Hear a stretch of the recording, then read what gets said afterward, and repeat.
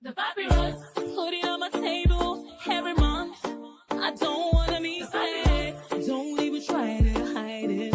No, I don't wanna lose it. And you see how it is, it's so inviting. The papyrus, we're all so alive. The papyrus. This is the Papyrus TV News Update. You're welcome. First, the headlines. Nnamdi Kanu'S case reassigned to new judge as legal team prepares defense. OAGF confirms December salary overpayments. JAMB closes registration as 1.6 million candidates enroll for UTME. Ride-hailing firm launches affordable e-hailing service. Tinubu's 2027 re-election bid divides northern political leaders. Northern leaders clash over power rotation. Nigeria launches electric buses. Now the details. The Chief Judge of the Federal High Court, Justice John Toho, has reassigned the case of Nnamdi Kanu, leader of the indigenous people of Biafra IPOB, to another judge. The development was confirmed by Kanu's lawyer, Aloy Ejimakor, in a statement on Saturday, 8th March. Ejimakor revealed that Kanu remains ready to face trial as he firmly believes in his innocence. Speaking on behalf of the legal team, he disclosed that they received two significant letters before their routine visitation to Kanu. One letter came from the Chief Justice of Nigeria responding to a request from Kanu's lawyer seeking administrative intervention for a proper reassignment of the case following the recusal of the previous judge. The second letter from the Chief Judge of the Federal High Court officially confirmed that the case had been reassigned. Following this, Kanu instructed his legal team to express gratitude to the Chief Justice of Nigeria for her swift response and to the general public for their support. He maintained that despite being prepared for trial, the events of the past 6 months has posed serious threats to his constitutional rights, particularly the right to a fair and speedy hearing. His lawyers had, therefore, taken extraordinary measures to ensure the case was reassigned in line with legal provisions. With the matter now in the hands of a new judge, Kanu's legal team is shifting focus towards preparing his defense, aiming to ensure a lawful and just trial. Meanwhile, the Office of the Accountant General of the Federation, OAGF, has confirmed that some federal workers received excess salary payments in December 2024 due to a system error. The overpaid amounts are currently being recovered through deductions from affected workers' salaries. In a statement signed by Director of Press and Public Relations Bawa Mokwa, the OAGF clarified that there were no shortfalls in salaries paid to federal workers in January and February 2025. It explained that salaries during this period reflected normal payments after the completion of various arrears disbursements in the last quarter of 2024. Workers had received additional payments for the minimum wage, 25% and 35% salary increases, and wage awards between October and December 2024. These temporary increments had inflated salaries, leading some employees to mistakenly believe their January and February salaries had been reduced. The OAGF emphasized that salaries from January 2025 onward reflected actual earnings, barring any future adjustments. On the December overpayments, the OAGF assured that the system error responsible for the excess payments had been corrected and that deductions were ongoing until full recovery of the funds. It also addressed concerns over promotion arrears, stating that payments are managed by a standing committee in the Budget Office of the Federation. So far, batches 1 to 6 of promotion arrears payments have been completed, with further disbursements awaiting approval. Reaffirming its commitment to efficient payroll management, the OAGF urged workers with salary complaints to follow formal channels for resolution. It encouraged affected staff to report issues promptly for necessary action. Continuing, with just 52 days left before the 2025 Unified Tertiary Matriculation Examination (UTME), the Joint Admissions and Matriculation Board (JAMB) has reaffirmed that registration will officially close on March 8, 2025, with no plans for an extension. Since opening the registration window on February 3, JAMB has recorded over 1.6 million candidates. Prospective candidates yet to complete their registration now have only a few days left before the deadline.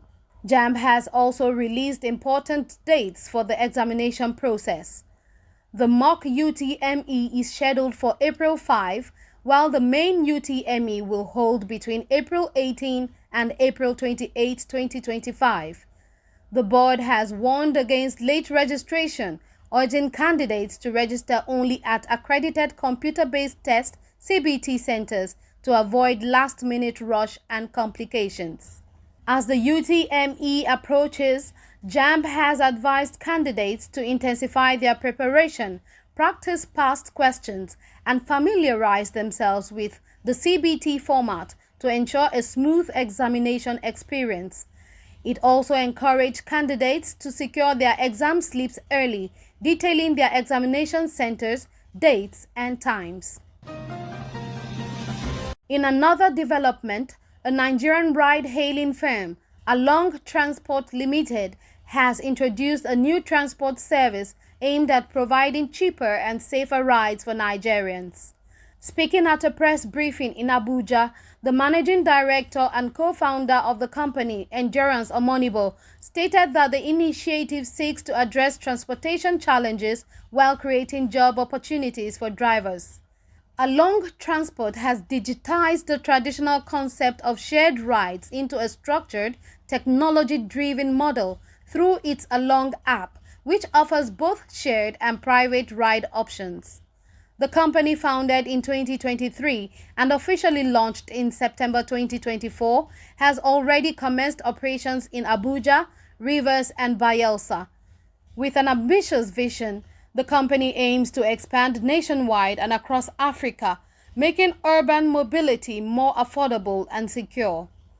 The Along app offers two main ride options: Along Transit and Drop Trip. The transit service allows multiple passengers traveling in the same direction to share a ride, reducing costs for individual riders. This mode is available in both economy and business tiers, offering flexibility based on budget preferences. The Drop service, on the other hand, caters to passengers who prefer solo trips to specific destinations. Omonibo highlighted that the ride-sharing model benefits both drivers and riders, allowing drivers to earn double their usual daily income, while passengers enjoy significantly lower fares than traditional ride-hailing services. Safety is a top priority, with identity verification measures in place for both riders and drivers. All users must register using their National Identification Number (NIN) or Bank Verification Number (BVN), ensuring accountability and reducing criminal activities such as kidnapping, theft, and harassment. The company has also partnered with a trusted identity verification provider and obtained certification from the Nigerian Data Protection Commission to guarantee compliance with privacy and security standards. An SOS feature on the app enables users to quickly alert emergency contacts or authorities such as the Federal Road Safety Corps and the Nigerian Police in case of emergencies. Along Transport has already recorded notable milestones with 4,500 active riders and 375 drivers across its pilot locations. Since its launch, the platform has completed over 305 rides, with more than 500 users signing up from cities where the service is not yet available, signaling strong demand for expansion. Despite these achievements, funding remains a challenge.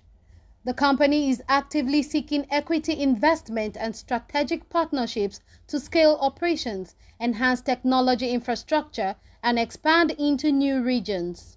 Looking ahead, Along Transport plans to introduce loyalty programs and additional incentives for both drivers and riders as part of its long-term growth strategy. Moving on, with Nigeria's 2027 presidential election drawing closer, the debate over President Bola Ahmed Tinubu's potential second-term bid is causing deep divisions among northern political figures. At a recent gathering at the APC National Secretariat in Abuja, APC National Chairman Dr. Abdullahi Ganduje and Minister of State for Defense Dr. Bello Matawale declared that the North would support Tinubu's re-election, arguing that he must complete an 8-year tenure before power returns to the region in 2031. When a northern leader served for 8 years, we advocated for power to shift to the south. Now that we have worked for a southern president, he will seek re-election in 2027, inshallah. After that, power will return to the north, Ganduje stated. Matawale echoed his stance, adding that Tinubu had made significant investments in the north and deserved a second term. However, Ganduje's remarks have sparked backlash from some northern political figures. Former APC National Vice Chairman Northwest, Salihu Mo Lukman, accused Ganduje of trying to suppress potential northern aspirants. An election means there is a vacancy and the chairman cannot impose his personal views on the party, he argued. The debate over Tinubu's second-term bid is expected to intensify as more northern leaders weigh in on the issue ahead of the 2027 elections. Conclusively, Nigeria has taken a bold step towards sustainable transportation with the launch of the Nnamdi T6 electric buses in Abuja, signaling the country's commitment to clean energy and reducing carbon emissions. During the unveiling ceremony, Minister of State for Industry, Senator John Eno, emphasized the importance of transitioning to electric mobility. The initiative aligns with the federal government's goal of achieving 30% electric vehicle adoption under the National Automotive Industrial Development Plan. Minister of Science and Technology, Nnamdi, also highlighted Nigeria's vast lithium reserves, which will be used for local battery production to support the transition. Joseph Osanipin, Director General of the National Automotive Design and Development Council, NADDC, assured Nigerians that affordability would be a key focus in rolling out electric vehicles. These buses will contribute to zero emissions and a healthier environment, he noted. Mosakpe Olaoshebikon, CEO of NEV Motors, described the launch as a historic moment for Nigeria's transport sector. Despite initial doubts, this proves that Nigeria is ready for electric mobility and is taking the lead in Africa's transition to clean transportation, he said. With this initiative, Nigeria is positioning itself at the forefront of sustainable transportation, paving the way for a greener and more energy-efficient future. The papyrus, put it on my table every month. I don't